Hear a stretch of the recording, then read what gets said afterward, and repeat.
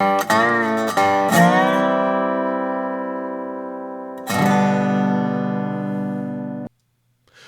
morning, everybody, and welcome back to Coffee with Craig, where we talk about all things firearms, firearms policy, politics, culture, media, you name it. We're talking about it right here on Coffee with Craig. So please take a moment to like and share the program so that your friends can join in the conversation. Also, if you haven't already done so, please subscribe to our YouTube channel, follow us on Facebook, and make sure you hit the notification button if you want to get the notifications as soon as we go live with the program. Also, if you want to listen to us, you can listen to us on Apple iTunes, Apple Podcasts, Spotify, all different types of podcasts. Just follow the link in the description of this video in order to know which podcast services are available. Also, if you haven't already done so, I want to remind you, visit fpcgear.com. We are always adding new stuff, new gear. We're always adding new T-shirts, hoodies, coffee mugs, whatever it is. The whole point is this, folks. You want to show your support for the Second Amendment, but why not actually support the Second Amendment while you're doing it? Because every dollar that you spend goes right back into the fight for our right to keep and bear arms. So you can support the Second Amendment and you can look good doing it. It's fpcgear.com. All right. You guys, I mean, anybody who's owned a firearm or been following the discussion or the debate relating to firearms knows that there seems to be this big discussion out there amongst anti-gunners about this idea of liability insurance, about the idea of gun owners needing to own insurance, or the fact that they should own insurance before they can, in fact, own a gun. In fact, in New York, there's actually a piece of legislation that specifically would require this of individuals before they can either get their permit to own a firearm or keep their permit. So I wanted to bring on board today a board member with the Firearms Policy Coalition. He's also been an insurance agent for like 13 years. And he really knows these issues and understands these issues inside and out. And I want to just talk a little bit about why is it such a bad idea? Why these sorts of ideas are really bad. So with that, I'm going to welcome Mr. Jeff Sylvester. Jeff, how are you doing today? Hey, Craig, I'm doing great. Excellent. Thank you so much for coming on. But now, before we get into the topic as a whole, do me a favor and just share with our audience a little bit about your experience, both with insurance and then with as it relates to the firearm industry. Sure, no problem. I got into the business about 13 years ago. A lot like all insurance agents, I kind of fell into it. But my interest kind of kept me going in insurance because I wanted to bring to the table something for the firearms community. So I've specialized in firearms related insurance for about the last 10 years. Just making sure that our FFL dealers all have the right insurance for their business needs. So, all right. So now this idea of liability insurance. Now, first tell me, what do you think about the idea of mandating liability insurance? Well, it's crazy. And the reason why it's crazy is it doesn't actually do what they want it to do.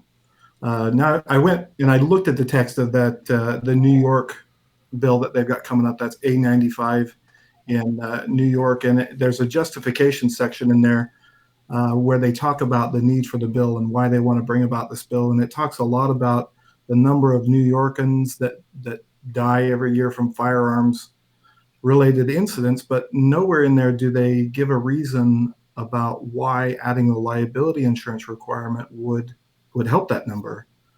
They don't say anything about how liability insurance is going to cut down on the number of people affected by firearms violence in the U.S. So the only good use I can see of this law is to prevent good people from being able to get those permits and be able to satisfy those requirements. Because the liability world it's not going to do what they want it to do. Well, exactly, especially when you're talking about, I think, two different areas. One has to do with criminal acts. I don't believe, as far as I know, you cannot buy insurance that indemnifies you against criminal acts, right? That's correct. So And the insurance policy in the beginning, it states straight out, we will not cover any criminal acts. So if it's criminal at all, they're going to deny coverage and they're going to bow out of any defense. That they even stretch it a little bit farther. A lot of policies, most policies will not cover intentional acts. So if this is something that you intended to do, there's a lot of instances where they remove all of their liability through exclusions. If it was intentional, or give back for seller and hard.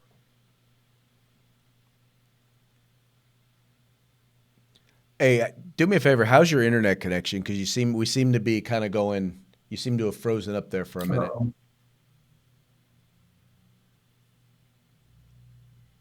Yeah, I'm on the.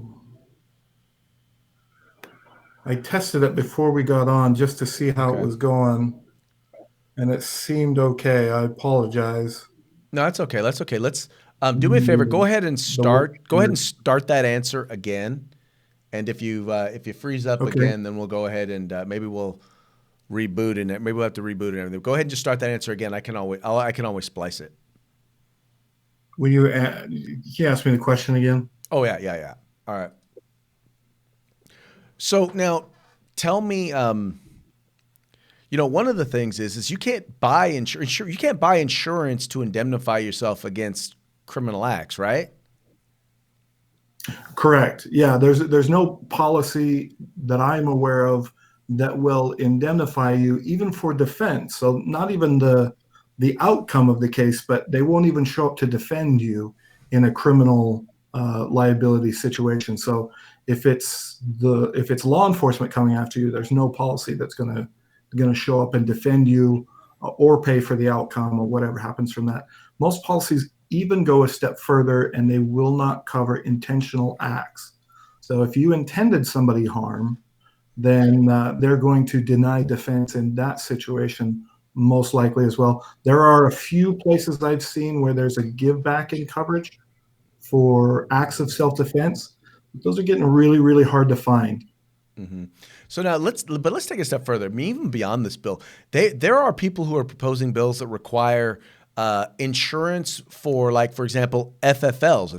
If you sell a gun to someone and they go out and they commit a crime, they're supposed to have insurance. They want you to buy insurance to cover you against those criminal acts. Right, and that's going to come down to a per policy, per claim kind of a situation. It would be really hard to say at this point whether or not an FFL having insurance would have any benefit in that situation. But as a professional, I do advise all FFLs doing business in the public sphere to have a general liability policy to cover themselves for a whole myriad of things that can happen that are unrelated to firearms violence. So that's kind of a hard line for a professional. Yeah. I can't tell a business not to have insurance. Well, no. I get that, but I mean, I don't know what sort of insurance. Like, for example, it's like saying if I own a car dealership and I sell a Cadillac to someone and someone goes out and they drink and drive and they crash that Cadillac, that I now, as the Cadillac dealer, as a car dealer, should be held liable in some degree. That's what they want to do with FFL. They want FFLs to have an insurance that covers. First, I don't think even the general liability insurance policy would cover them against criminal acts by one of their customers, to someone to whom they sell a firearm to. I mean, would it? No, now, granted, claims adjusters are a different sort of people, and I've seen things that shouldn't be covered, and things that should be covered left denied claims. So I can't speak to every situation, but from my experience, what you're talking about with that car dealership, there's no way there would be coverage for that kind of a situation. Right. And I think that showing that example just illustrates the lack of understanding that these politicians have about insurance, which isn't surprising given their lack of understanding about firearms in general. So this is just people that have no idea what they're talking about. throwing out extra hoops for good firearm owners to jump through. Right. Now, all of this aside, and in the idiocy of some of this legislation, it is still a good idea for gun owners to have insurance. What types of insurance would you recommend, both for just for individuals who own firearms and even for those who, for example, conceal carry? What are the types of insurances you recommend for them? Sure. Well, the first thing that I recommend that every firearms owner do is look at the policy that they have for either their homeowner's policy or their renter's policy. Hopefully you have one or the other. You should have one or the other. In both of those policies, there's a personal liability element to it. And so it usually caps, the max is about $500,000. It's not an expensive coverage. I would suggest maxing it out no matter what. Then you need to look at the contract language, or at least ask your broker or agent about the contract language. In a lot of these contracts, it's going to exclude personal liability, or excuse me, it's going to exclude intentional acts, but you need to check and see if that intentional acts exclusion includes a give back coverage for self-defense. I know policies do have that. So if yours doesn't, talk to a broker and ask about that specifically, and they can find you a carrier that has that coverage. If you could do me a favor, explain what a give back policy is. Sure thing. So the give back in an insurance policy, they're going to tell you a bunch of things, and then that are not covered, called the exclusions, right? So anything that can, an exclusion is, basically anything that can happen to you that we're not going to cover that. So the insurance company will exclude something, but then at the end of that paragraph that's excluding whatever they're excluding, sometimes they'll say, except for we'll allow this to be covered. And that's what a give back is. So that's what I mean by a give back. Exactly. Now, okay, so that's the first step, is check the insurance that you currently have, renters and homeowners. What other types of insurance do you recommend? The next step after that is to look out at some of the companies out there that are offering concealed carry insurance. There's no such thing as a standalone policy. You're never going to get a policy with your name on it that insures you for your liability that comes from carrying a gun.